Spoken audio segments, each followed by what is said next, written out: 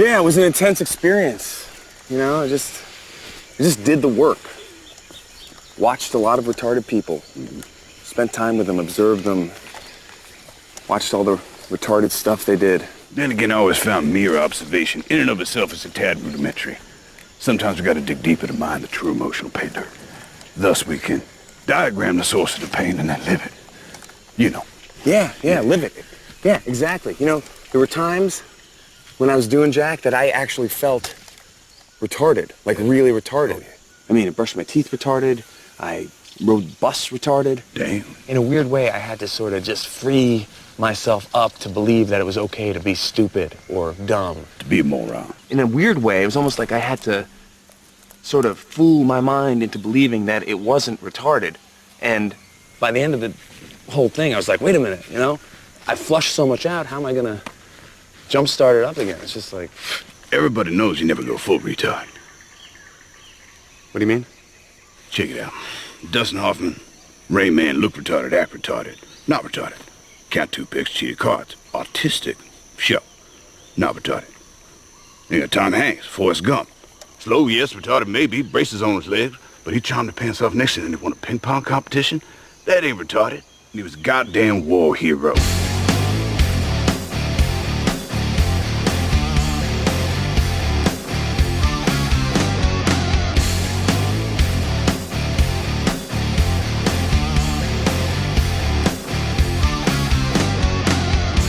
Welcome to the Rhythm Section Podcast, presented to you by SRP Studios, a digital content production agency. Thank you for being here. As always, everybody, this podcast is here to spotlight the greater Memphis and North Mississippi music community.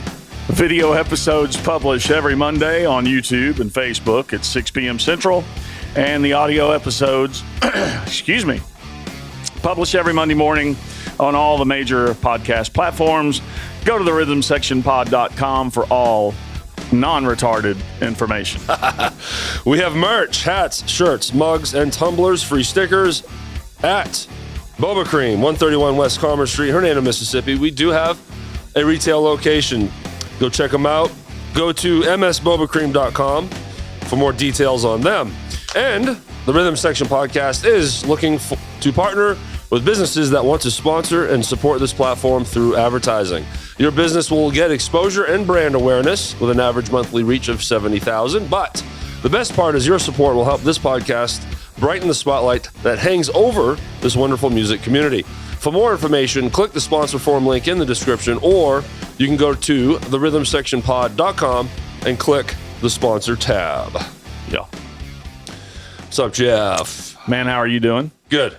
Just racing in from Nashville this morning, later than I anticipated. Yeah. And we'll get into that. We also we'll get into our featured guest today, Keith Douglas. Man, yeah. From Tora Tora. But first, Jeff, we're not going to waste any time. We're going to break into a brand new segment. Sweet. And then after, give you context and explain what the hell it's all about. Yep. Y'all ready? Are you ready? And I'm already screwing up.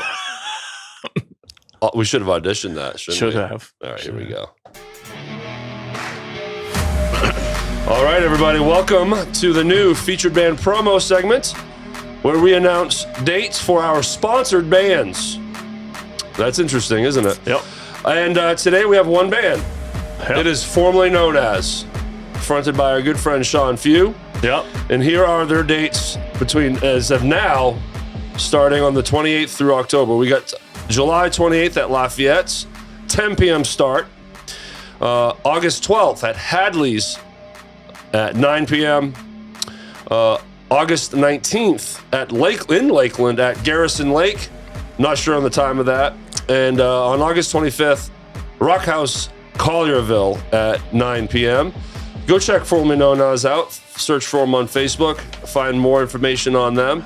And we want to thank Formerly Known As for being one of our sponsored bands. Absolutely. We might as well name everybody. Sean Few, Seth Kuykendall, Julian Wong, and Jacob Turner. Kirkendall, you know. Yeah. Seth is going to be in here soon for his interview. That's right. I can't wait to have Seth Kirkendall in here. It's going to be awesome. So, all right. Now you're probably wondering what the hell that's all about. Yeah. And so we're gonna dig in here and talk about, yes, this new sponsored feature, and yes, a band paid us to announce those dates. Yep. And I want to immediately spotlight Sean Few. He reached out to me and was like, "Hey man, I'm interested in learning more about your sponsorship opportunities." And we briefly chatted back and forth, sent him a text with, our price points and everything. But, look, the prices for our sponsor tiers are business level stuff. Yep. I would never expect a band to fork out that kind of money.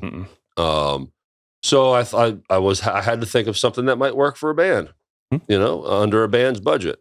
And I pitched this to Sean, and he's all in. And we are not only business owners and run a podcast, we're musicians. So we know, right. The money can be a tight situation. And even though this is a great idea, and it is, if you and I would have announced it without, just out of nowhere, hey, we have this idea, everybody. Right. I would have felt weird pitching out there to charge bands. Sure. That's not the point of this. Right. We want to spotlight the bands, promote the shit out of them. Right. At no cost to the community, and let businesses come in and help us support that. Right. But with Sean stepping up in an awesome way, we came to terms on this. So formerly known as of now, starting today and the 3 following weeks, we're going to be announcing their dates. Yep. And we want more bands. Sure. Simple as that. We're going to try this out. If anyone out there is interested, go to our sponsor forum. Yeah, and then contact us. Yep, contact us. I'm it's not expensive. No. We feel like it's very affordable for any working band that's out there that's steady enough. And we also think it's a good service. So your name and your dates get pushed out on a weekly basis. Yep. And I think that's a good thing.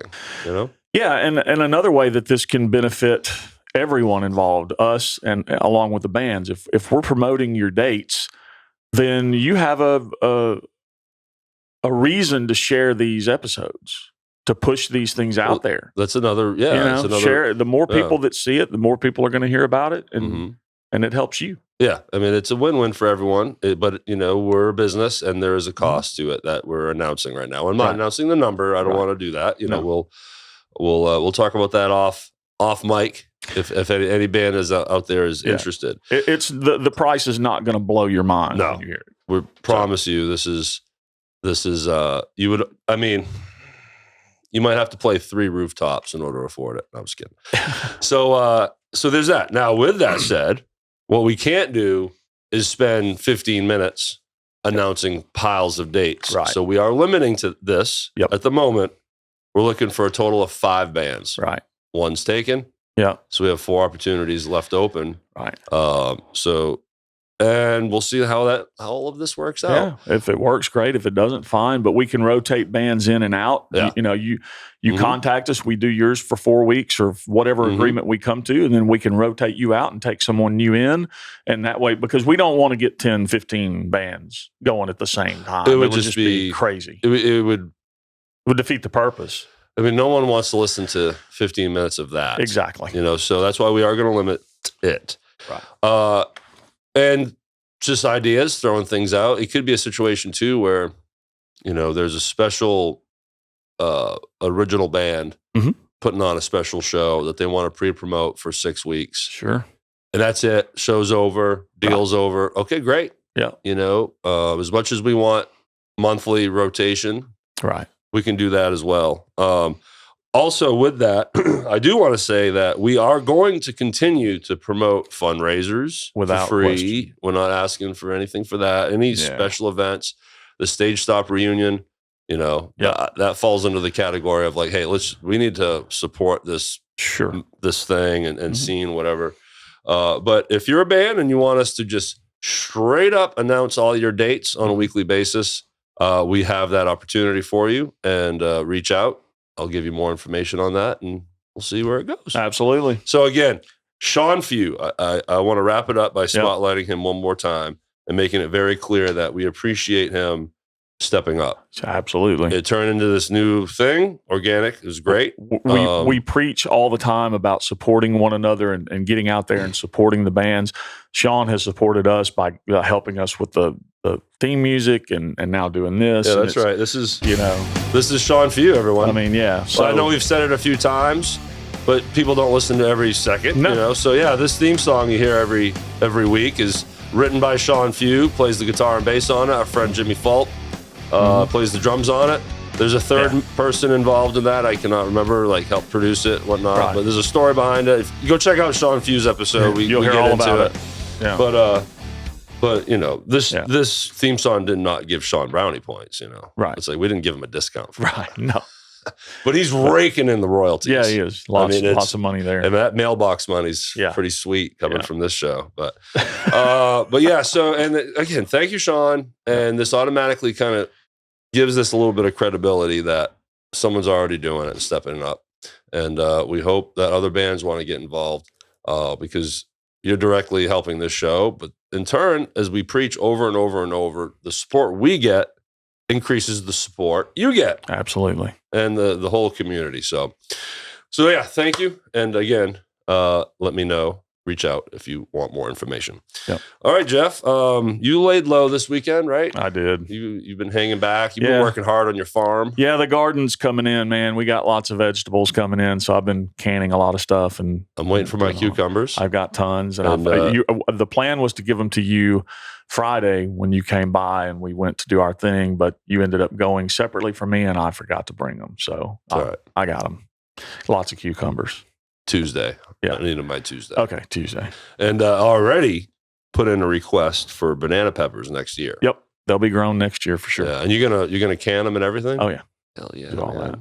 What do you put in it? Is it just straight vinegar? Well, for jalapenos, it's a combination of vinegar, canning salt, garlic, different spices and stuff that go in there. But I've never done banana peppers, so I'll be looking up some recipes and figuring that one out. I can eat banana peppers like chips. Yeah. Just right out of the jar. I can just throw them in. They're so delicious. Yeah. Well, I made a trip to Nashville. A good friend of mine, co-lead singer of a band called Mackenzie's Mill, which is a huge part of my story and history of hitting the road and playing in Nashville and abroad. And it took its course. Him and his brother were the lead singer. Right. They were in Nashville like 11 years doing their thing. And they finally, wrapped it all up and moved back home to North Carolina. And I've been out this way all along. I would just get my butt to Nashville and then we would do our thing and play and then I'd drive back. Right. But he's a very, very, very close friend of mine. Justin Harris is his name. And anytime he's in Nashville for business or anything, I'm like, dude, I'll make an effort, and sort of like a last minute deal earlier this week. He said, hey man, I'm going to be in Nashville this weekend. So I shot out yesterday, got there in the afternoon, stayed up all night, woke up this morning later than I wanted to, raced right back to Memphis or Hernando, took a shower right in the studio, and here we are. Yeah. And it was a good time. I didn't take any pictures. Right. I didn't even get on social media much. Yeah. I just kind of detached. We went to anyone that's familiar with Nashville. We hung out in Music Valley, also called Opry Mills area, near the Opry Mills Hotel and Mall. There's a few bars in there that are really cool, more outdoor type, big patio with a roof. And the music you're going to get there is far more cool, like traditional honky tonk, country western, steel guitar. Right. Not all crying your beer stuff, right. But upbeat, swinging stuff too, but no Jason Aldean. but not the same stuff you hear on Broadway. Authentic and done well. Right. So it was, and we just had a good time. So cool. we just, it was fun. So it was good to get back in Nashville, and the traffic's still just as bad as always. Yeah. Well, I stayed home last night. Area 51 did play Dan McGinnis. Thought about getting out and going there. I knew Donna would be there. I knew your mom would be there. And sure enough, this morning there were photos of the whole crew hanging. And I thought about doing it, man, but I had to stay home. I was tired. So. It's still an adjustment with, my mom being Mama Darlene and this new local celebrity. Sure. We sat down with a bar owner recently. Yeah. And he's like, oh, I know about you guys. I know your mom too. She has her own table. I think we can say who it was. John Jacobson at Hadley's. Yeah. Talked to him. Oh. And just wanted to hang out. Yeah, it was my first time meeting the guy. We just wanted to talk. Yeah, just wanted to chill. Just nothing big. Yeah, nothing big. Nothing big. Nothing's happening. We'll see. We just want to say hello. Well, yeah. We heard he's a big fan of my mom. I wanted to say thank you. Sure. So, Keith Douglas. Yes. Let's go to our guest here, lead guitar player from Tora Tora. And what an awesome guy. Yeah. It was so cool to have him in here. Had a great conversation. That's another one I can check off my bucket list. 2 down, 2 to go. Yep. We got Patrick, the bass player, and Anthony. Anthony. I want them in here, man. That it's going to happen. Anthony's in Nashville. I went and knocked on his door. He didn't answer. No. So we what was cool about this one is he let us kind of go a little more into the record label business and the experiences they were having. And what kind of sparked that was I went down their first 3 albums, which were ultimately all on their major record deal. But as everyone knows and how the 90s worked, album 2 didn't get as much love and album 3 got shelved. Yeah. And if anyone that doesn't know what that means, that's when the label's like, you got a 3 record deal. Yeah. You make your 3rd one. They don't give a shit about you or it. Nope. You just do your thing and then they don't even release it. They're just fulfilling the contract. And then technically when they shelve it, you don't own it. You have no access to it. It's done. Right. Your babies, your little songs get stuck on a shelf. So, I wanted to talk about that because I think to get someone's perspective on the inside that had to deal with that was interesting to me at least. Sure. So, no question. Of course, we're talking about the history, how Tora Tora started, and it seems like it started with a party. Yeah. I mean, that's how it was. It was just a big party for those guys. Right. And the Monsters of Rock cruise they were on and how many times they've done it. Yeah. And I don't have it written down here, Jeff, and I can't believe I almost missed this, but we got to talk about the power outage. Yeah, for sure. And then we're going to wrap it up and get to an interview here. 2 power outages. So for context, and we've explained this before, so I'm going to go really quick. We go to Minglewood to see Tora Tora play this really cool show. They hadn't played Memphis in a long time, and our very close friends, Fever Tree, just by coincidence, I'm wearing their shirt. Yeah. Opening act, great. We go there, Fever Tree kicks major ass.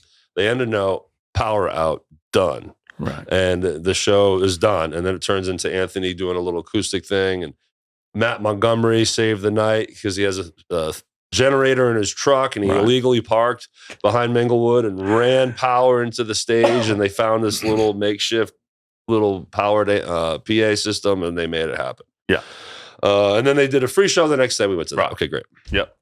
So we get Anthony in here. Not Anthony, Keith, sorry. Keith, you got me saying the wrong name. And man, that was loud. And we're not kidding. Yeah. Halfway through this interview, the studio drops power. Everything just cut off. Done. And we're like, are you serious? And Keith's like, man, it's got to be because of me. He said, maybe it's just me. So we sat and waited and then eventually it came back on and we got back in. So you may, if there is some kind of jarred edit. Right. That's why. In the middle, we weren't trying to fix anything that we did that was stupid. We leave all the dumb shit in there for sure, don't we? But the power just cut off, man. That was wild. Well, awesome. Again, if any bands out there are interested in collaborating with us, it is a collaboration and taking that to the next level and sponsoring yourself on the podcast. It's as simple as that. You're sponsoring your band on there. We'll get your logo. Oh, I should mention anyone that was only listening in post when I was announcing formerly known as is dates. Yeah. Logo, front facing, bam, are right on the screen, and yours can be there too. So Sean there's that skinny part jeans. I mean, we got him out front. No, that's a premium fee. So yeah, reach out, instant message. But we have that sponsor form link and tab on the website. Check out our merch at Boba Cream, 131 West Commerce Street. Got hats, shirts, mugs, tumblers. We get a free sticker and buy a drink. It would mean the world to us. Yeah. The Rhythm Section pod.com is the one-stop shop for everything. Yeah. And I think that covers everything, Jeff. So what do you think? I think so, man. Let's let everybody hear from Keith Douglas from Tora Tora. Thanks, guys. Have a great night.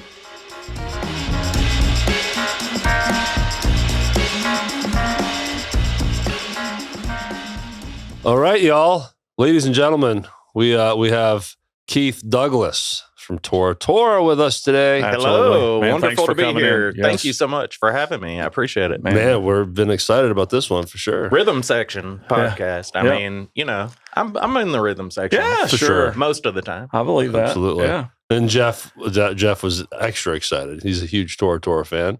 Oh, well, cool. You know, so for a long since high school. That should really Yeah. make you feel good, Keith. It does. It does. It really does. So Yeah, dude. that's why right out of the gate you signed 2 CDs and a titty on Jeff. Right. Well, and it was the left one. So, man, thanks for being here. Thanks for Yes, coming in, absolutely. making the drive from East Memphis. It was as a I've journey, learned. man. I thought I was taking a little road trip. Yeah. Heading for Jackson, Mississippi. Right. I thought I might just roll on to the casinos There you go. while I'm on the way. We can But, leave here and go if you want. You know, Relatively speaking, neighbors. I mean, Tunica is right down the street. I might just drive down there and throw $400 out the window. I don't There's know. probably Yeah, the same result. Save a little time. Yeah. Yeah, just Right.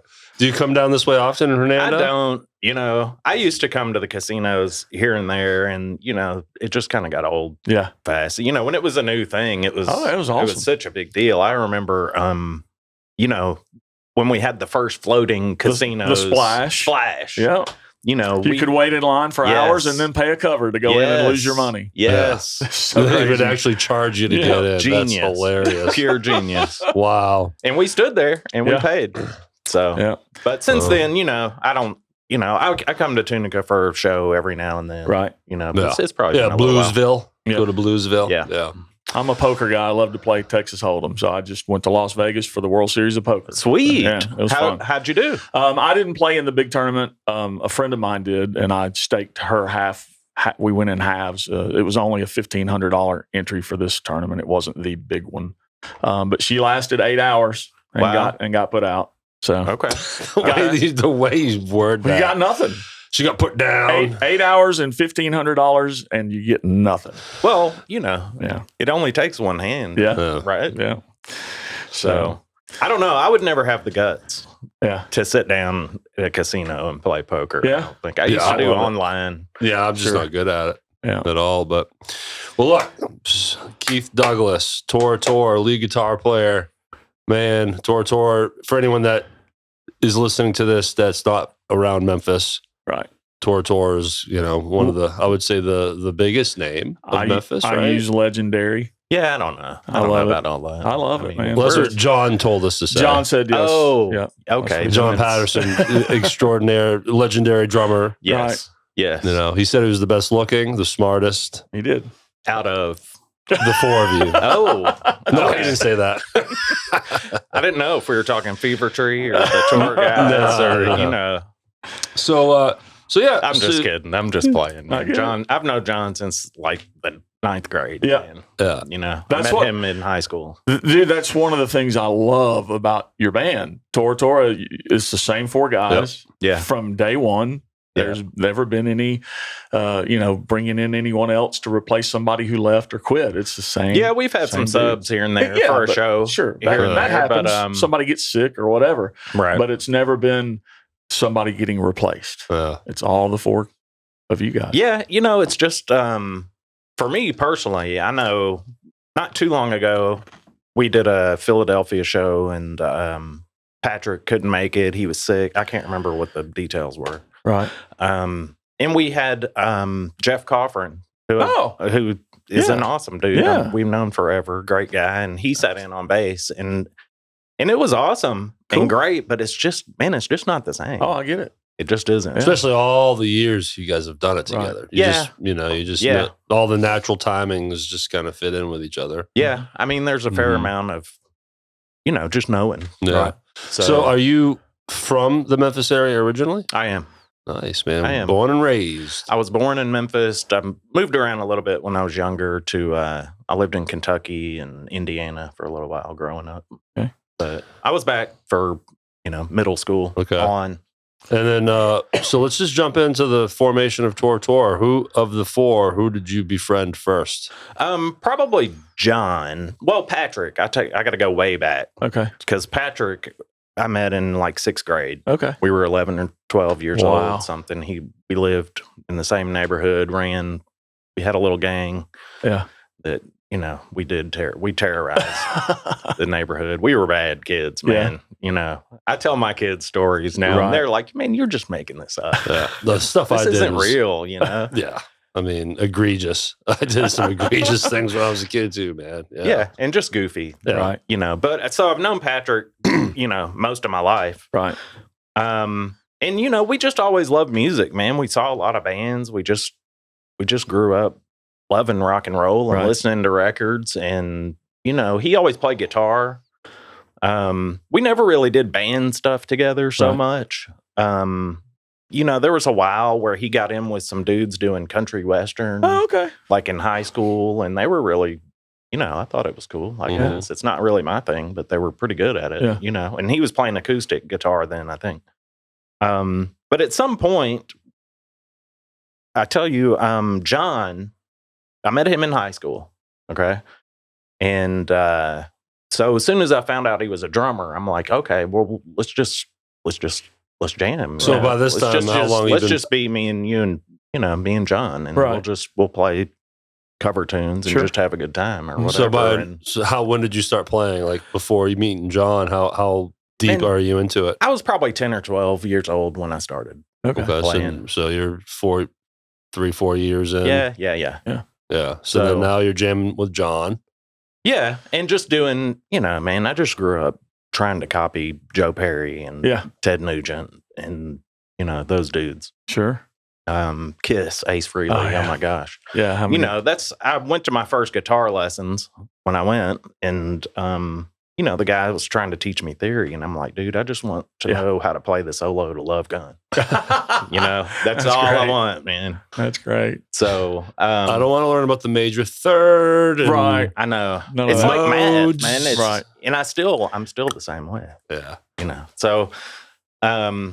So jamming with John, and at some point, we started this metal band with another buddy of mine, and we ended up, after we graduated high school, we lived in a duplex together. The band, it was called Lycanthrope. Okay. The name of the band was what? Lycanthrope. Lycanthrope. It's like a werewolf or something. I don't know. Okay. It was. Okay. I get it now. Yeah. So it was the other guitar player. He's one of my buddies. He was kind of an odd dude. But, so we went with it, and it was cool. And we did original metal. Right. I mean, it was pretty cool. And, living together was a disaster. I was 17, leaving home right after we graduated.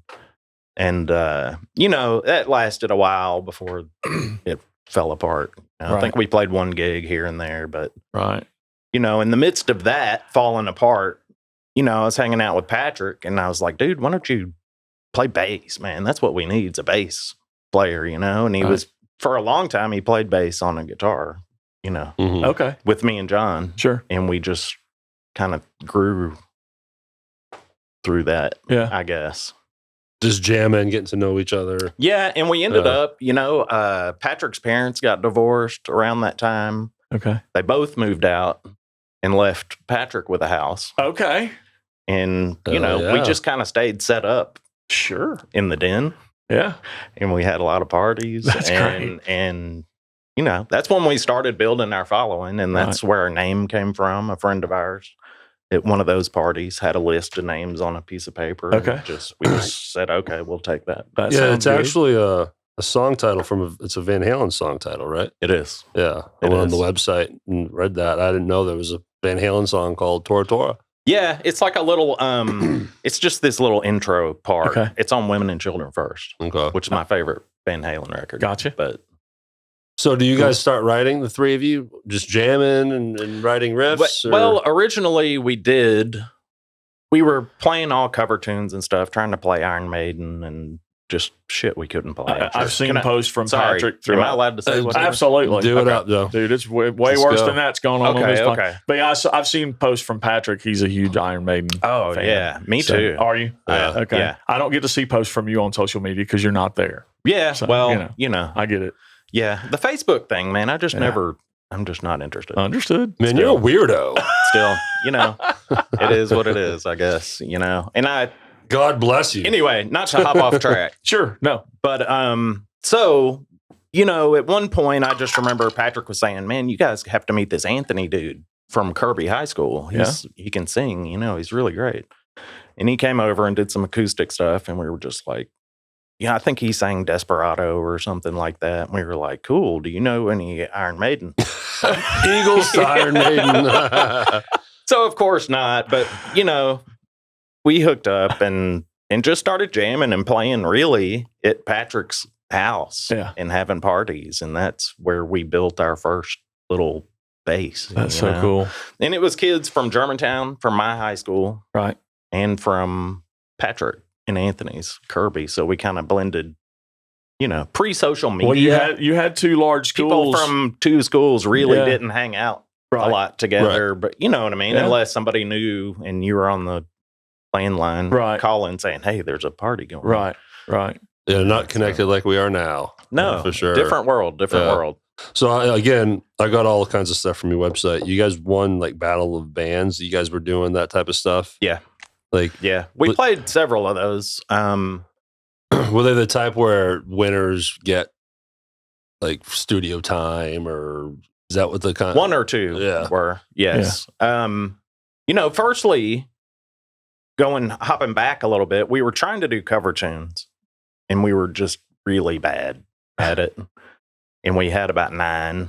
I think we did Bad Company and some Van Halen, and I don't even know. Right.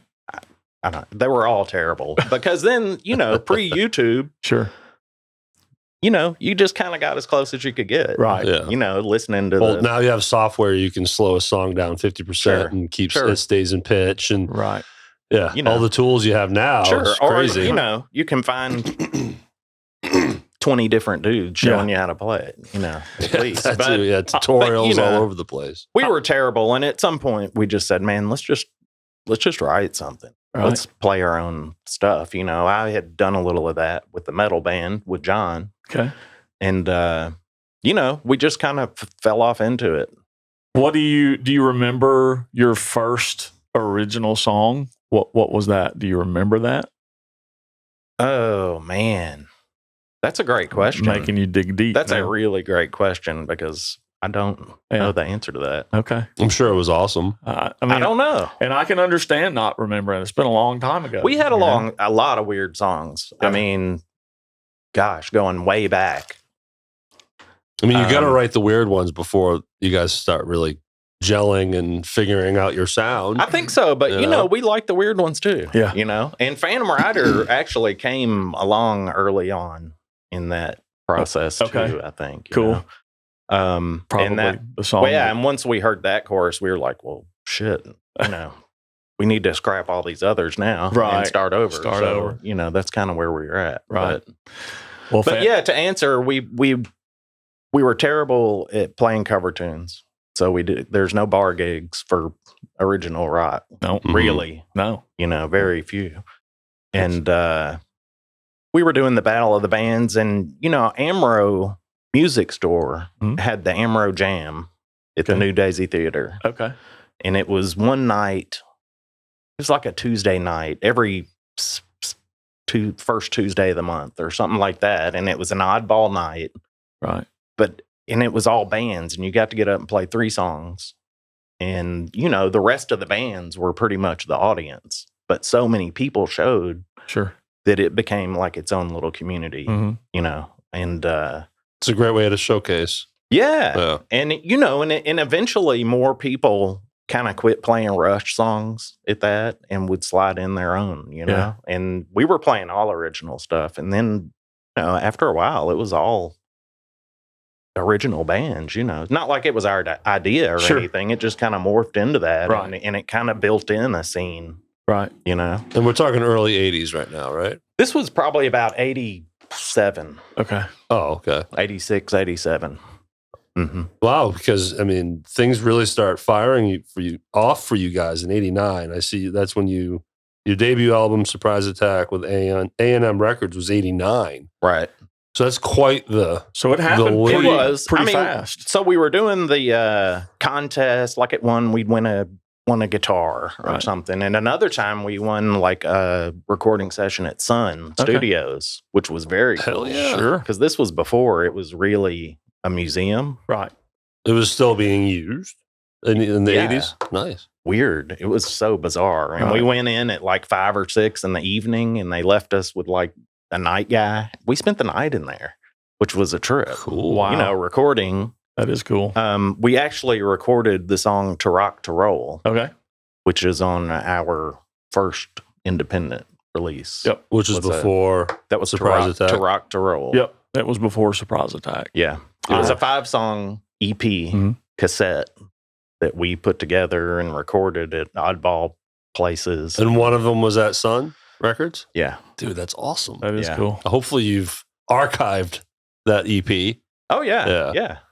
Yeah. Great I mean, stuff. it's around, we printed 1,000 and, you know, just recently I've got a handful of them. Yeah. You know, I've honestly, I hate to admit this, but I have not heard that cassette. it's okay. It's And- not, it doesn't but- sound good at all. Well, as a fan terrible. of the band, I feel like I should have.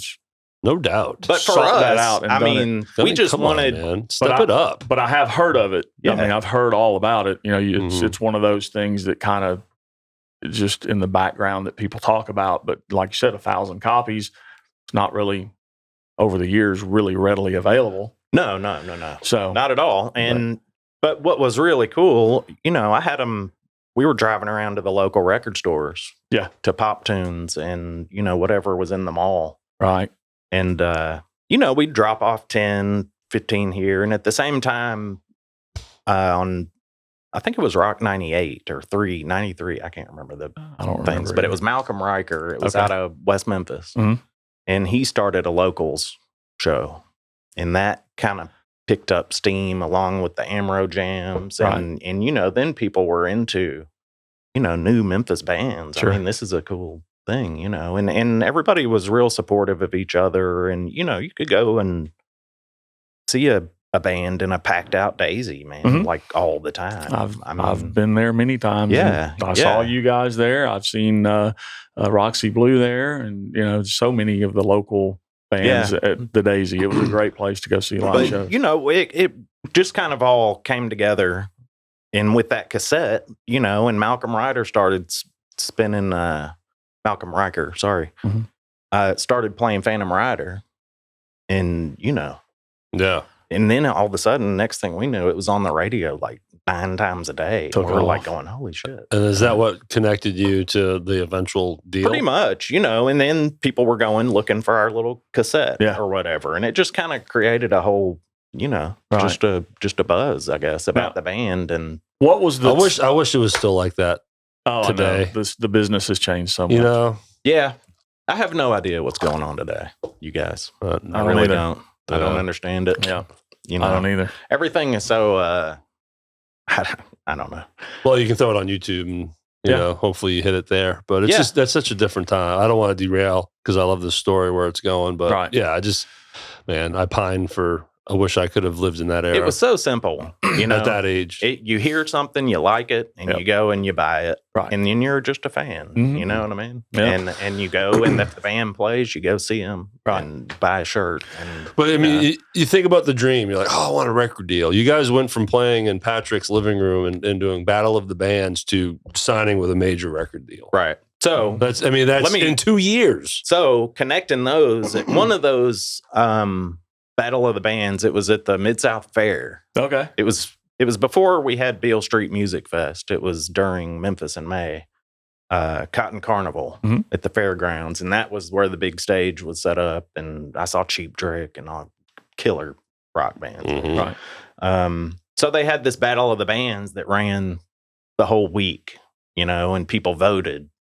And you know, man, we had a lot of friends there, and we played all originals, probably an hour 15, hour 30. There was a full drum solo. I mean, Yeah. we had a whole thing. You Right. know, I did probably a 10-minute guitar solo, Oh, which I would holy never even smokes. think about. You know, and I mean, solos all over Right. for a Battle of the Bands. you know, we just Hell it yeah. was a big stage. Sure. And we Shit, had it's a the lot of 80s. time. We had a It's lot the of 80s. time to fill, and only so many songs. Right, So, right. you got to do what you can do. You had to pad it. So we also campaigned pretty hard through that week, Right. getting people to vote. I mean, we stood at the thing where you voted and said, "Hey, man, just here, check this box and just put it in there and whatever, some kind of way." I'm sure that helped a lot. Yeah. But we won it, and one of the prizes was time at Ardent. Oh yeah. And we went in on a Sunday. Of course, when you win those, it's always off hours, when they're not using it. And that's where we met Paul Ebersol. Yeah. And we recorded Phantom Rider with that. And it was such a good version. It was so much better than our cassette version. Right. That he was like, "Hey, man, Ardent is starting to think about doing these production deals. Let me talk to him." And, and the next thing they were like, "Yeah, you guys come in and, we'll let you record." And we were just fired up because the quality was so freaking awesome. Sure. You know what I mean? We had everything at our disposal. Right. For free. Yeah. And we were like, man, just so. How many hours did you get? Like just one full day or? Well, to do that song, but then, once we started talking to him and got to know Paul and John Fry and all those people, and they offered us a developmental production deal. I don't really remember what they called it, but it was a deal. You sign off a little bit of your publishing for them to go out, right? Shop your great sounding demos. Yeah, you give them some skin in the game. Yeah, right. Yeah, and the next thing we knew, Jody Stevens from Big Star at Ardent, he was the one out, shopping our stuff to folks in New York and LA, and next thing we knew, we had reps from all over. That's awesome. Coming in, and and we were just having a great time, man. We just were into like free drinks and dinners. And were you guys having those conversations with each other? Like, can you guys believe this is happening? Like, was it happening so fast that you kind of it was surreal? I don't think we ever really stopped to think about it until. I do remember one time specifically, Patrick and I were sitting in the back of our tour bus and just said, "Dude, isn't this wild? Can you believe we're doing this? Yeah. This is the shit we talked about in 6th grade." Sure. Right. That's what I'm getting at. Like, that's the dream. It was. And then, but you go from jamming in his living room, just 2, maybe 3 years later, you're on a tour bus. That's not a lot of time. That's a huge jump. So that must have been like pinching yourself a little bit, like, holy smokes. Right. The hell just happened?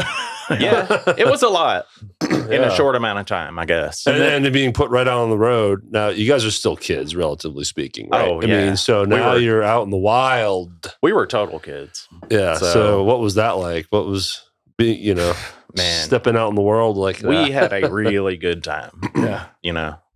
Was there anybody around to go, "Okay, now guys, let's not get too crazy"? Well, did you have a manager that was trying to tour managers, road managers? That's really their job. Yeah. Were yours good at their job, or did they suck at it? It depends. It depends on why. It depends on why you're asking, I guess. Ask John that question. Yeah. See what he's probably. I've seen him actually wrestling a couple of those guys. So nice. Yeah. We gotta talk off mic. Yeah. No. It was just being goofy. So you release album number 1, Surprise Attack. What was did that start hitting radio? You said Phantom Rider, right? Yep. So the thing that you did in Ardent, did it land? Sorry, I don't know your track list, but did that land on your first album? Yes. And then was that that lead single that you were really pushing out? Walking Shoes was our first single off of that record. Which was funny. I don't know if Jeff told you that, but I did not. We used to play that song in our cover band years ago. Cool. Yeah. Yeah. Him and Jeff Cobble. Yeah. We're like, we need to do a Tora Tora song. And I was like, who's that? Yeah. Because I'm not from here. He's not from here. So he's from the Northeast. Yeah. So That's okay. Cut him some slack. Man, we knocked Walking around. Shoes was a great song, man. It was awesome. Yeah. Hey, we knocked around the Northeast a whole lot. Yeah. That's like our second home. I mean, we left Memphis. I mean, once we signed with A&M, we went in and did the album. I mean, that was a lot. It was a lot. It's different for us doing a real thing and having people try to guide you and pressure too. Like you've just signed paperwork that says, "Hey, you need to deliver."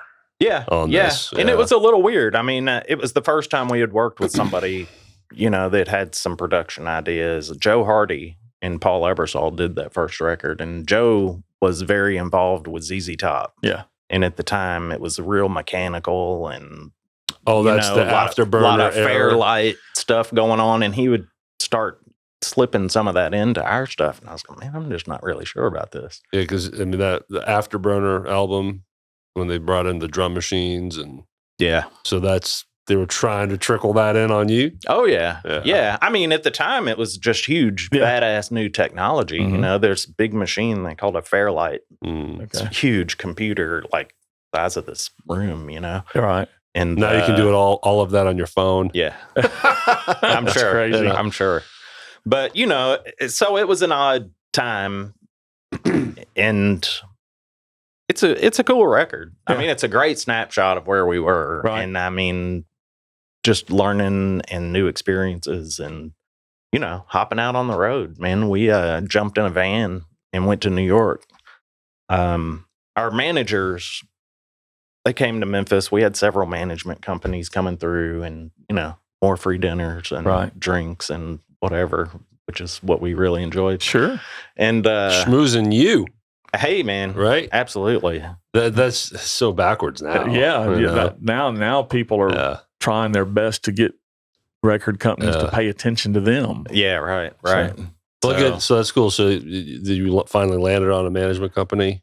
We did, and they it's two brothers. It was actually three guys. Two of them were brothers who owned L'Amour's, which was a huge rock club in Brooklyn. Okay. Like the most famous, you know, tons of people, everybody's played there. Okay. You know, in New York. And we kind of got thrown right into that. And that was our rehearsal place. You know, they had us living in these people's basement, and it was culture shock, man. Right. I bet. But we would, from Memphis, you know, to get us ready to go, you know, they would have us going.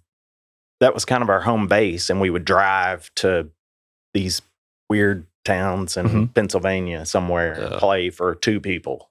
Right. You know, and our manager would be sitting there eating a hamburger going, what's the name of your record? You know, where are you from?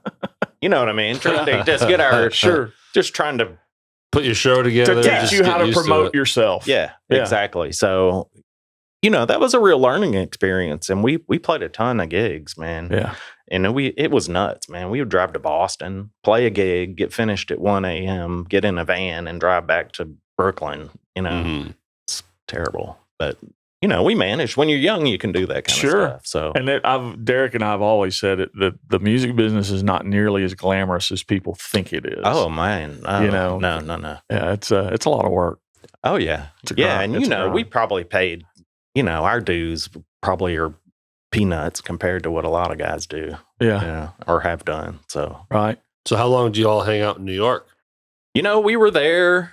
I don't know how long we were staying there, but we hopped on some other tours and just opening up. Yeah. Who were you opening up for at this point? At that point, we were doing some shows with Kicks in the Northeast.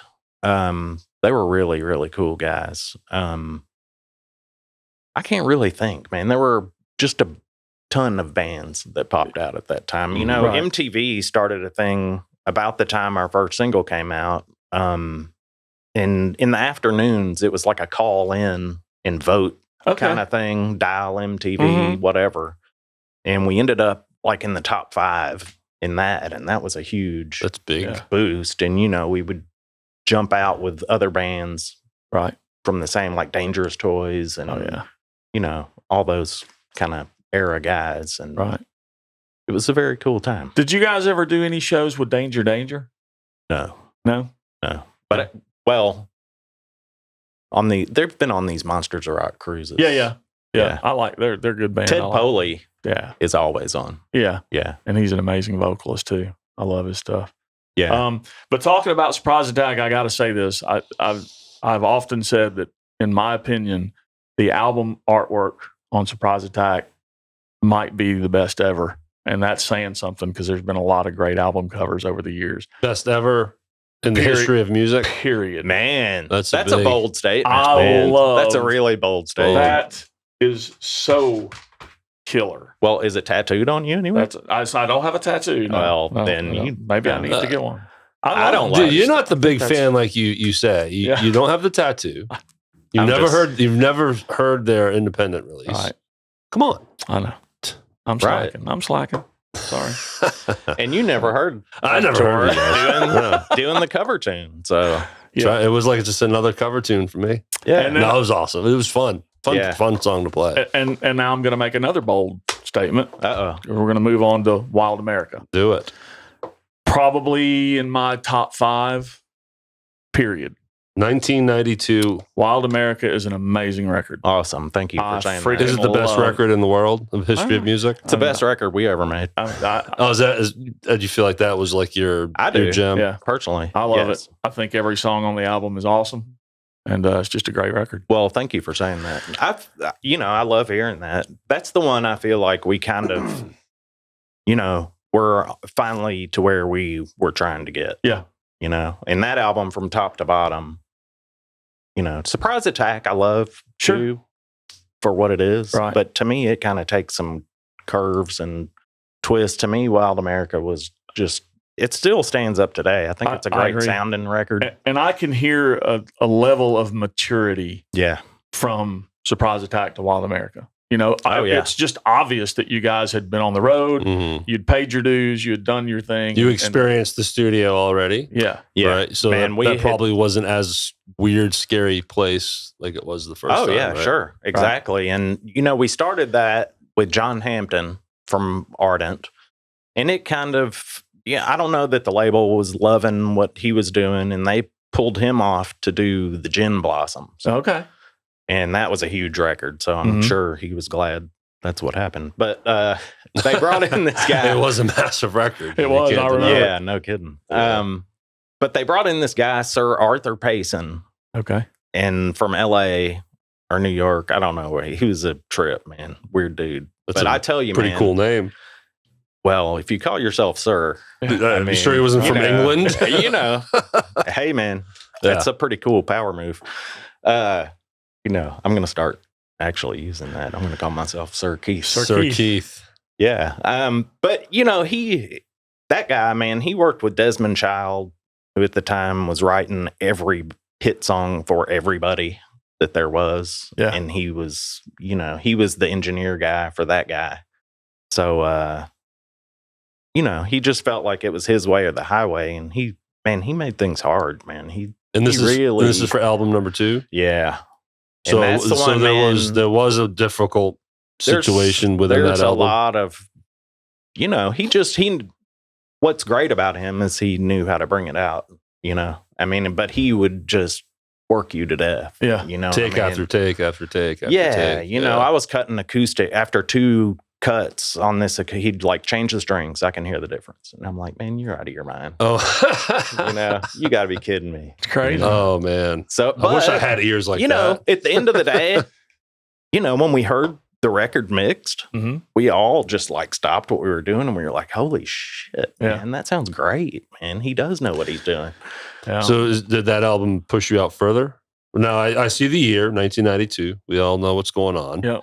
What did the second album do for you? Or what? Sales wise, Oh no, just the push. Was it another level of push, bigger shows, bigger opening slots, or headlining, or was it happening at that time where now grunge was coming in and things were getting weird. Yeah, Yeah. so It's Yeah. really odd, on our first album, we had kind of like that immediate push with the MTV stuff. Yep. because know? we're talking 89, Mhm. so it's still in the heart of Yeah. that. And that at one era. time, we were with LA Guns and Dangerous Toys, and we were doing a thing at a record store. And it was really cool because the 3 of us were like in the top 10. Yeah. Mm, You know what I mean? yeah. So it was a great time, man. Sure. And we had a blast. Just, it was a great first taste of all Yeah. that. And then we took a while to do Wild America. Then it comes out and we did tours. We played a lot of oddballs. Forgive me. I get them mixed up Right. with, I who understand. toured with who. We did a deal with Joe Satriani for a while. We ended up at a point, we changed management to Bill Graham management out of San Francisco. So we were hooked up on some different things. but we played probably more on that album, just headlining clubs. Yeah. Okay, so like But a a good, lot. good club circuit, Yeah. selling tickets. Selling great tickets. Awesome. That's great. Yeah. We were doing killer That's cool. all over. And it also, man, by the time we got off that tour, man, we were probably the tightest we'd ever been. I believe John I mean, we could said do, the we could same do it thing. in our sleep. Yeah, when we man. interviewed John Patterson, he said the same thing. That's what we call it. It was seasoned, just yeah. autopilot, Ready to go. you know? Yeah. And it was just there. And that's when we really got Yeah. really good, I think. I always think about Wild America, and I think had that album come out in '90, what would it have done? Yeah. Because I think it would have been Yeah. freaking huge. Well, Yeah. you know. And it was still I mean, I'm not saying it wasn't a big record. It was, but we all know things were slowing down. Oh, It was yeah. just Yeah. Well, things were- 92 was, Yeah, that was, it was that the was the end. death year. It was. It sold, okay. You know, Wild America probably sold 250 or 300,000 or Yeah. something like that. I Yeah. don't really know. It wasn't close to what the first one did. Right. Oh, so how many units for the first album? Well, that's a whole nother story if you want to go there. Sure. yeah, we we're can bouncing backtrack. around. I don't care. I'm fascinated by all of Well, this. So. we were rolling, man. I mean, it was like we were selling Right. tons. And Did it you go know, gold? Well, we were on the way. Okay. And it probably has since, but you know, we were every town we were in, just about, we were doing an in-store and a record store. And at some point in that tour, we started hearing people say, "Hey man, we can't find your record," you know? And then it was, well, that's weird, you know? And then another guy says it. And then everywhere you go, people are going, "Well, where are we supposed to buy it?" Oh, Yeah. that you don't want to hear that. And then I know, right? And we're Yes. going, "What do you mean?" Right. And we find out that the distribution, our label was changing distribution. So they actually pulled our albums off the shelf and boxed them back up and returned them. So, Oh my God. you know, at the height Sure. of our sales, But that's not- this went down. You know what I That's mean? not good for them.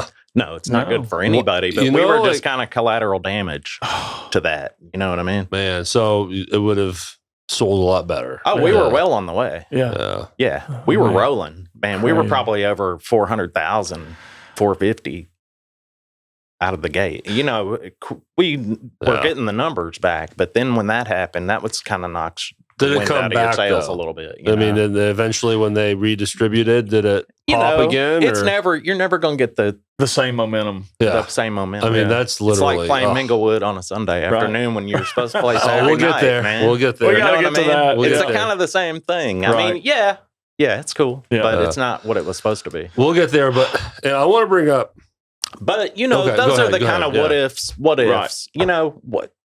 There's no way to know. You know, what if that record came out in 1987? Sure. Man, I might be worth $400 million right now. I have no I've idea. said it. Well, John told I've us said you so were many worth times. that. He said to hit you up that you were worth a lot of money. Really? Yeah. We're looking for sponsors. Are you really? Yeah, Okay. but Are you guys sponsoring me? we can. Is that Yeah, what we you're can saying? I can buy you some picks, maybe a strap. Okay. But I always bring it up how the generation here in Memphis was just off by a few years. Yeah. If Yeah. everything that all the stories we hear started popping, started beginning at 86 and Mhm. pops at 88, Right. different story, Yeah. different city, different everything. Right. But the fact that it all lines up where Right. the shit didn't really start happening until 90, 91, 92.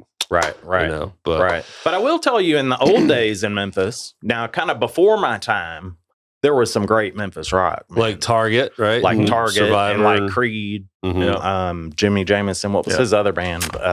Oh man, Yeah. put me on the spot. Then there was this guy. I mean, Target, Target was Yeah. amazing, but he had another one after He Cobra. did. Cobra. Cobra's the one I Yeah, was yeah, thinking yeah. of. Yeah.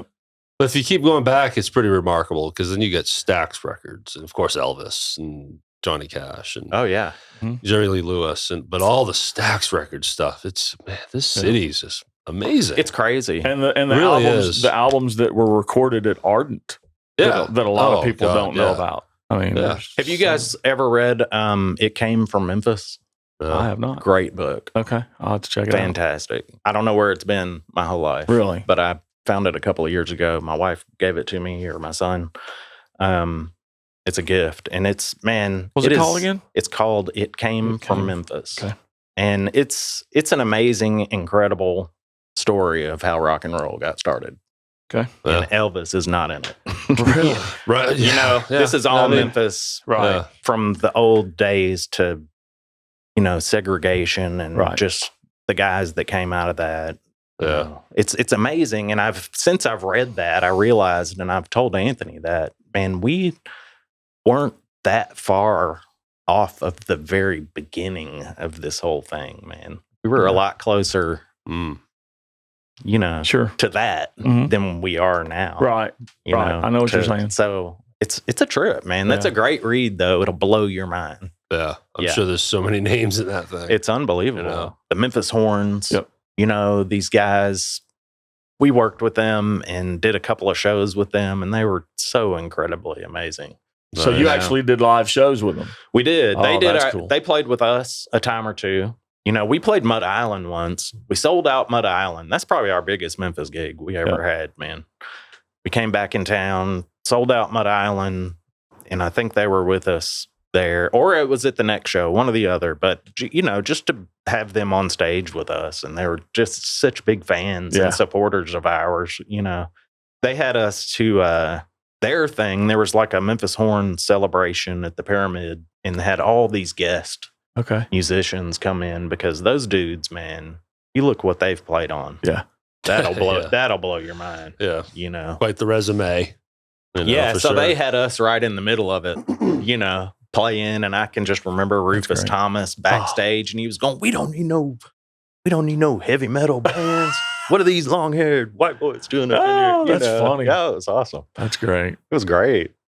So I'm gonna shift gears a little bit, and I hope this doesn't depress you. But I think it's interesting because people don't understand how the record business works, and I certainly don't either. But there's a thing where they will shelf your album. Yes. Right. So album there. number 3, Been there, right? done it. Album number 3, Revolution Day, 1994, and they shelve it. Now, what that means is they just don't release it. Correct. And it's typically because of record deal negotiations, whatever. Right. But it's such a shitty thing because you put your heart into making an album, and then you can't do anything with the music. So I'm interested to get perspective on someone that had to live through that. Well, you know, so what was going on is obviously, I'm sure the change of music has something to do with this, and that now they care less about your style of music, and your bands are now not you know, the stars of the labels anymore. Right. So how did that go down for you? Well, you know, I mean, things change always, of course. And I can remember sitting with our manager at a hotel in Memphis, and he was like, I want you guys to see, and the Nirvana video was on, and he was like, this is what's happening. Right. You know what I mean? Totally different. Just heads up, you know, this is coming. But, you know, you just kind of get little clues, you know. Our dude with the label, Brian Huttenhauer, he split off to a different label. So he was kind of our, you know, our guy rooting for us at the label. But all those people, you know, we had a great relationship with everybody at A&M. We would go to LA, and, you know, they had a killer place, man. They had Charlie Chaplin's old movie lot in Hollywood, you know, where their office is. So cool. That was super cool, man, just to go hang out and, you know. But anyway, so we kind of, once you lose label support, you know, our new A&R guy was kind of, you know, he wasn't even sure if he liked us. And, you know, he showed up, and I think we had been out all night, you know, and popped in the studio at 10 a.m. after an all-nighter. And this guy was probably like, man, what are we doing? Right. You know, so who knows? You know, everything was changing. It didn't surprise me, really. Right. But when you go into recording this album, do you know, is there a sliver of doubt that it'll ever go out at that point? Do you, while you're recording it, are you like, are they even going to release this? You know, not so much about the release, but, you know, it just felt different. Yeah. Things were changing a little bit. I don't know. I had a son. I was the first one to have a kid. Things just kind of were changing. Sure. You know what I mean? Yeah. But as a band in between us, and we had you know, it wasn't the best time I don't think we felt great about all the songs on it. Probably. Right. I mean, we did, and there's still some But not like there's some Wild great America. songs on there, but you Right. know, it just we weren't. It just didn't really feel the same. I Well, guess. the album took on a life of its own because I remember as a fan of Tora Tora back then, there was a buzz about Revolution Day. Mhm. I'd heard of the album. I'd heard that it probably wasn't going to be released. Yeah. And all the fans of the band were just like, well, that really sucks. You know, Yeah. I want this music. Mhm. Right. And then thank goodness it was just a few years ago that we all had access to it. So. Yeah. So and that- explain how you were able to do that, because I did see that in the website. How were you able to still kind of, in a way, release it? You know, we just did. So you don't have the masters, do you? No. But you were able to, there's ways, right? There's ways. Yeah. Hell yeah. And, I mean, who cares? I Right. mean, if they didn't care enough about it then, I Sure. mean, I don't really see anybody hunting me And, down. and now. no one noticed. No, you didn't get any No. lawsuits flying Come your way. on, man. And Yeah. that's what I can remember telling those guys. It's not like we're going to sell 1 million copies, Right. man. Nobody. Yeah. So, but, long story short, we just did it. Yeah, Yeah. well, that's great. You know, and we a lot of people are glad you did because And it's okay. And the quality's okay. Right. And like I said, we were the whole thing was just kind of a weird So experience. when they finally things break were it- changing. Yeah. We had our producer on that one was Tom Werman, okay, who did Google that guy. okay, Man, dude produced some of my favorite albums Okay. of my Yeah. life. And huge albums. And when I started hearing back what he was getting of our songs, right, I was just super disappointed, man. It was not what I was expecting. sure, Mm. And I don't know. And then things just got weird. There was a lot of, he was going out all night. And it was just, it just kind of got into a weird kind of session. Right. I don't know. But Well, it was 1994. It was Yeah. a damn weird time. it was a weird time. And then, at the same time, we've got other things creeping in. Music's going a different direction. We have Yep. different things happening Yep. in our personal lives. Right. And it was just a different record, Yeah. So when the record label tells you all, we're shelving it, we're not releasing it. I don't even know that they told us. Oh, so there you go. Yeah. It's not surprising. But was it not quite as devastating for you and you guys because you kind of You kinda felt it coming. You just knew shit was changing. Yeah. And, I can remember just, our management was just calling a little less often, and they've, you can just kind of tell. Yep. I mean, when they start losing interest, and I can remember the guy saying, well, I'm not even sure they're going to release this. Right. And I was like, well, one surefire way big to see surprise. there's a difference is to turn on MTV and see nothing but fucking Seattle guys playing their shit and breaking guitars over things. And But- Don't be an old Hey, man listen, yelling man. at the clouds. I know. I do it all the time. But really, you look back at some of those bands and it really needed killing, man. it's the same thing he says. Come on, man. It's the same Some of thing he that. says. I mean- Listen, I got to tell you, there are bands I like Yep. from that era, and the rest of them I I really understand. do not like. I'm sure there was a lot that bands like yourselves in real time were like, fuck those guys. Like, making us look bad. Right? I'm Right. sure there was some cheesiness out there that even the bands within that era were like, come on, really? Right. You're making us all look like clowns because Yeah. they really got so cookie cutter. Some of it was. So No doubt. I know, but hairsprayed. No I doubt. mean, we did it too. I mean, you get to a point. I mean, at those times, man, record companies did. If it works, that's what we're doing. Sure. They Every sold 500,000 records. We're going to do that. Yeah. And if it I means get it. you Sure. putting on a pair of leather pants, you're Yeah. going to do it. Well, Yeah. But there was a lot of fluff going on there. Oh yeah, yeah. yeah. But you could. Even then, I could tell bands that were talented and bands that were not. Right. Exactly. That's You know what I'm saying. I saw Like, Poison open for somebody. Yeah. And I was like, man, those dudes can't play. Man. Right. Right. they Don't- still oh can't. God, I can't. I didn't really say that. we can fix that if we need No, to. it was one of them in particular, but was the drummer. So Yeah. sorry. Yeah. I wonder which one. Yeah, right. Ricky Rackman. Not What's his Ricky name, right? Rocket. Ricky Ricky Rackman. Rocket. No, Ricky Rackman. Rackman He was was the a MTV guy. That's the VJ. guy, right? Yeah. Who also got crushed because of the grunge, right? Right. He tried to change up, cut his hair. Oh yeah.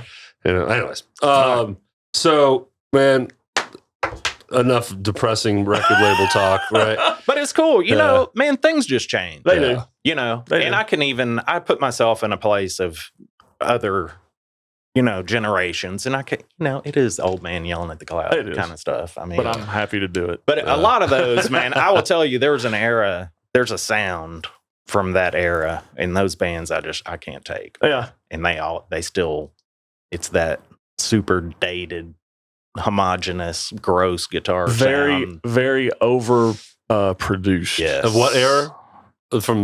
Just from back in the day? Yeah. I know exactly what you're talking and it's about. you know, it's funny now because we play the things like the Monsters of Rock Cruise or you know these other festivals that are mostly those era bands, and you know, man, some of them I'm like, dude, I can't believe y'all are still doing this. Yeah, really, right, with a straight face. Come on, with a straight face. Come on, you know. Well, you know. Okay, and that's just you know. I wanna shift gears to Minglewood. Yep, got to shift to Minglewood, and we have another layer to add to this story, and we've talked about it before in past intros and interviews because we had Matt Montgomery in here, and so Tora Tora plays Minglewood. Our friends Fever Tree are opening up for y'all, and Fever Tree does what they do. They kicked ass, great set, and then Powers goes out. They did, and I will say right now, I think those dudes are badass. They are amazing. Super talented, man, all the way around. To the very present, as we record this, we were, you know, eventually going to get to that moment of the story, and the power drops on us here in the studio today. Like, so hopefully Alex worked some magic on the editing because without me announcing it, hopefully you would have never known that happened, and it's never happened in the history of me having the studio. Do you owe money to it's MLGW? Me, man. It's me. They've been following me around. That's what I'm talking about, dude. They're nickel diamonding me. So we sat here in the dark for like. I only came here because my power was out. So for context, when in part of this interview, when we start talking about the book that you brought up, that's when it cuts out. So then now we're sitting in the dark talking about that book on our own. Of course. Yeah. So for once, if you see like a little edit, it's not because we said something stupid. The power actually went out. And we didn't know how to get back in. Where'd we leave off? Whatever. So Alex, I'm sure, did his magic on it. But thank you, Alex. So I could have said something stupid.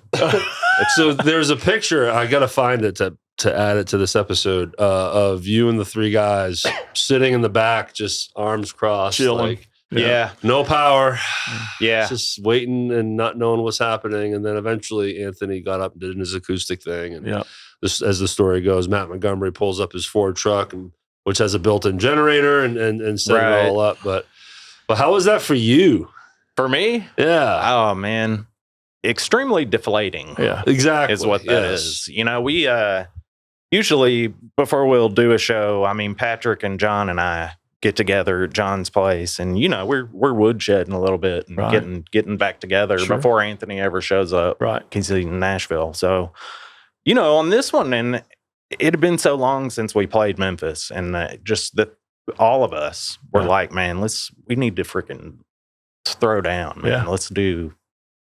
You know, a show. As far as from the set list to, you know, let's get it, and then to have the power just go out. So we were ready and primed and pumped. There was a killer crowd.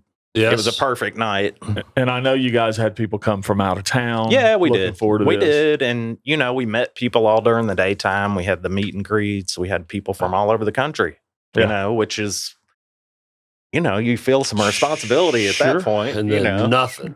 I mean, at least Anthony was able to do what he could do. Yeah, cool. I mean, which created a great moment. It did. It just sucks for you and the other two that couldn't be a part of it. Right. It did, but you know, thank goodness he was able to do that. Yeah. I mean, I don't know that a lot of people could have pulled that off. He pulled it off amazingly. He did. He's just killer. You know, what he does. It became a really great moment. Yeah, and from myself. Pumped to see you guys play. You know, I'd obviously never seen y'all play. And as I'm getting to know the band and I got to know John and just everything, you know, because of this podcast, learning about the music scene back in the day, I was so pumped to see you guys too. Not quite the letdown for me like it was for you. So I was like, oh, that sucks. Well, then the next day you guys put it out there. Hey, look, free show. Right. Minglewood, 5 o'clock. It was a Sunday. Yeah. Come on down. Yeah. I was like, sweet. I still got to see you guys play. And So, luckily it worked out. we And they were didn't have so a show. excited that you were doing it Sunday at 5 because this is what we do on Sundays. Oh, right. So right. we got here and I'm like, hey, dude, as soon as we're done here, we're headed there. Yeah. And we Oh, came cool. to see it and we loved it. It was Yeah, awesome. it was I fun. mean, we were so grateful that we were able to do that. Just, to keep up our end of it, especially for the people that came from out of town or the Yeah. people that could stick around an extra night, which a lot, most did. That's great. So, it wasn't exactly As planned. as planned, but what is? You guys absolutely pulled it off and people loved it. It was a great show. And it is hilarious that I've never lost power in the middle of a session, this podcast or any other in my studio. Yeah. Ever. Yeah. Until you show up. Well, it's like a magneto, right. it's kind of electric charge going on. I don't know. So, you did this cool 20th anniversary concert at Newbies in 2008 that I got off your website. Ooh. Yeah. Do you have any memories of that? Yes, I do. What was, because from what I read, it was successul, sold out, and was kind of a Man. big deal. That was the first gig we had played in 14 years. And Wow. that's, we had kind of gone our separate ways and doing different stuff. And, probably around 2006, 2005, I was catching little things on like MySpace or something of, it was Rocklahoma, Yeah. a festival. Yeah. And I was looking at the bands and I was like, you gotta be kidding me. Right. These dudes are still playing. Right. No way. Right. That's insane. And you And guys people are going. Yeah. And it Right. was blowing my mind. And next time I think I saw Patrick at a wedding or something, and I was like, dude, have you seen these? And I said, look, you get us on one of those, and I'll come play. Yeah. We'll Do it. we'll do it Yeah. for that. I'll do it. So, it wasn't too long after that, and he had talked to somebody, and he goes, hey, guess what? We're on this 2008. We better get our shit together. So, we kind of, Oh, so it was Newbie- almost starting from scratch. I mean, I get it. we really relearned. So you got on Rocklahoma? Yes. So it was Newbies. Newbies was our warm up gig For that. because we hadn't played in 14 years. But conveniently, 20th anniversary. It was, I guess, loosely. I don't really know. It just But, looks good on the marquee, right? Dude, it was packed and it was about literally 160 degrees in Oh, there. There was no air. We were out of our minds. Yeah. Nobody had been on the stage playing. I mean, Yeah. we were How much rehearsing did we were y'all do? a lot, but It's not the same. Yeah. no, it was, I don't know. It Were was you wild. grateful for that as going to Rocklahoma? Were you like, oh, thank God we got that out Oh of the man, way? that was 'Cause- such a cool thing. That was like a "This Is Your Life." That was Yeah. the first reunion of the Tora tribe. yeah. You know what I mean? In years, Fans years, and and people everything, just yeah. showing up with homemade T-shirts, and the place was. God, we probably played 2.5 hours or something. Anthony, Mhm. I think he set the record, man. Yeah. For Tim Dills recorded that show for us. Okay. Really? And man, it's hard to listen to, man. It's rough, but man, we were all so excited. Right. And Anthony's just talking and Yeah. talking. And, Were there you know, mistakes? Just Oh, all over the mistake. place? Oh yeah, Yeah. man. We were all over the place. And I'm sure but we were no one gave a shit. I'm No. sure they were just having so Man, much fun. yeah. That's and it. it was like we were all in shock. Everybody was pouring sweat.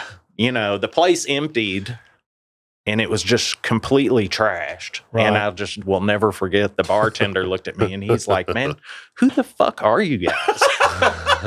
Where'd this come from? He was like, "What is this?" Yeah. That's So, great.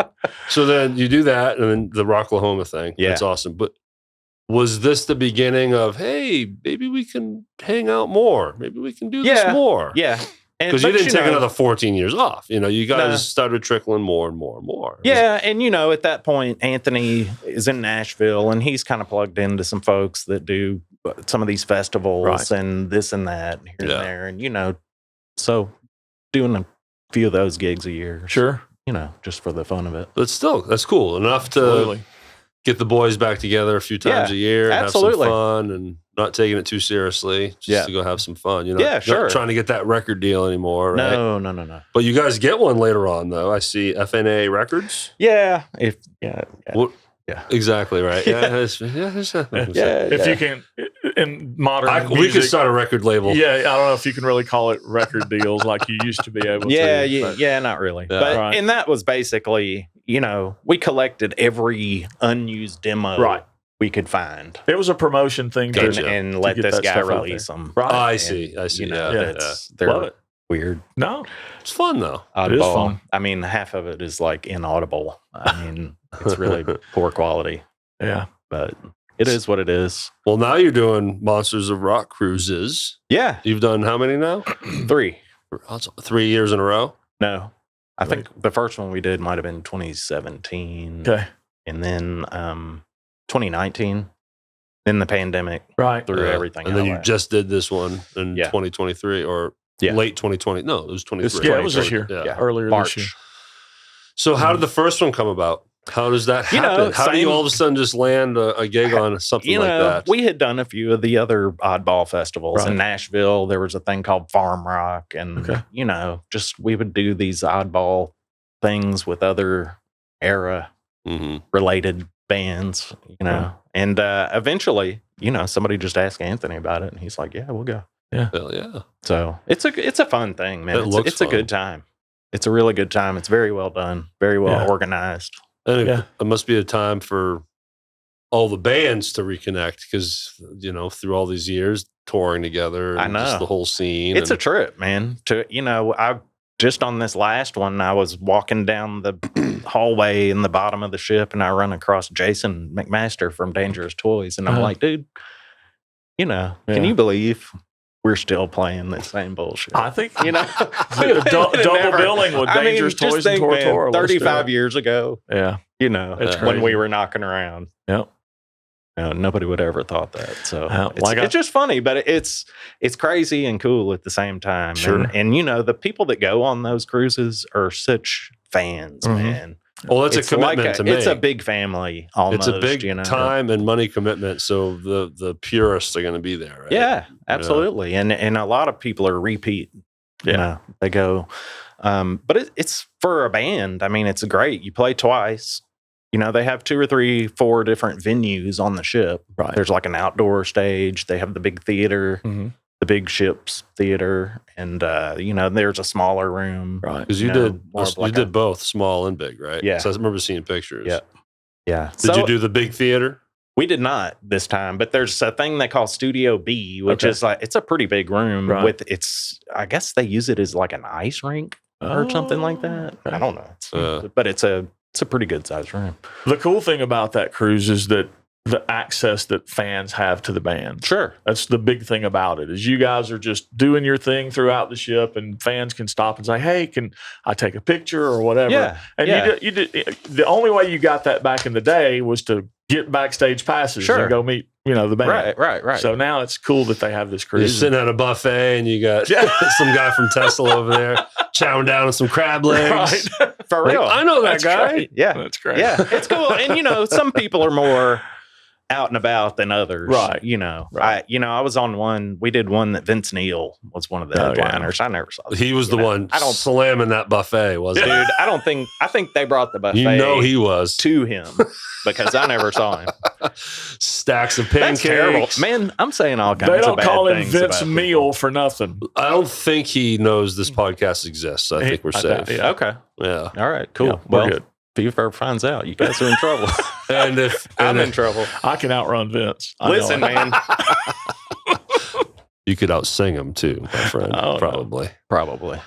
Anyways, this is the most polarizing we've ever been on this show. I know. It's terrible. It's my fault. It's all good. Again. Bad influence, issues with electricity.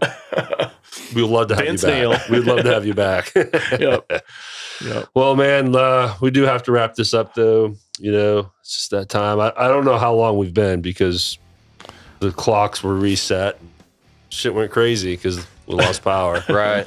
But, well, what's the future look like for you? You still You guys having another show anytime soon? You know, we're going to do Minglewood next spring. Okay. Holy shit. Good to know. Big announcement. That's going to happen. Is that I can't tell public you yet? the exact date. But you know it's happening. It's happening. Oh, hell Sweet. yeah. Can't Probably wait. about the same time of year, April-ish. Nice, thinking man. Make sure So- Matt Montgomery brings his truck. He will. Yes. Yeah. We No. may have to bring a generator. Yeah, just That's in what case. I'm thinking. We should Yeah. get Ford to sponsor the show, and you guys can actually get fucking paid. There you go. That's what I'm There talking you go. about. For real. For real. Real pay.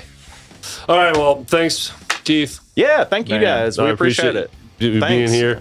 But before we let everyone go here, first off, you made it through this one. Thank you Yes. for being here. Thanks. It's We made it. We made it. Made We it. made it happen. And again, we need everyone's support here. We do need support to keep this train rolling. So if you are a business or know of a business that would be interested in advertising on this awesome show, please fill out that form, go to the description, find that link, or go to the rhythmsectionpod.com and click that sponsor tab. Hey, Yep. hopefully people will do that because thanks to you guys. Yeah, I thank mean, you. we're kind of keeping some Memphis music alive. We're doing our and, best. Hey. teaching some people some things and Preach it. I mean, Preach it. who knows, man? Yeah. There's the history of rock and roll is amazing. Yeah. And this town to be is from rich. Memphis Hmm. and to not know the history here Right. is kind of criminal, and I'm a big time offender of that too. Yeah. We're doing what we can. Yeah, We're man. having fun with it. But the reality is this is an expensive operation. And Yeah. man, we need to get some support. But then also we can grow it more than what it is now. That's the Yeah. other thing. We hit a wall where we can only grow it either in terms of adding more social media and just other Right. things to it. Things Right. that you can do to grow it. We need some help. Well, So I wish you guys the best of luck. Thanks, man. I appreciate it. You're doing a fantastic job. thank you. And look, you guys check out Tora Tora every chance you get. One of my favorite bands from early Memphis music history.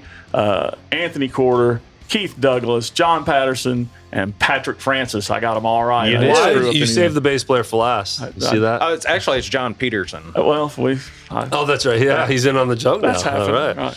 And yeah, so their website's in the description. Go click that, and then you can find everything there. And then while you're out and about, come on down to Hernando, 131 West Commerce Street. Check out our merch Yeah. at Boba Cream. Shirts, hats, coffee mugs, tumblers, stickers, the whole thing.